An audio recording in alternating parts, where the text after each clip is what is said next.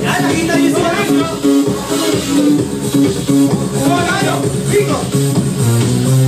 Oh, magaling, magaling. Magaling si Angel.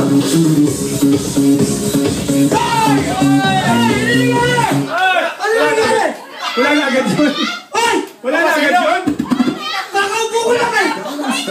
Wala na agad yun. Kakaupo ko lang din eh. Pagsamahan sa shower, pagsamahan sa shower. Simpo na. Ang bilis nila. Nabilang yun. Okay, ladies and gentlemen. Beer Pong Festival kaya tayo sa...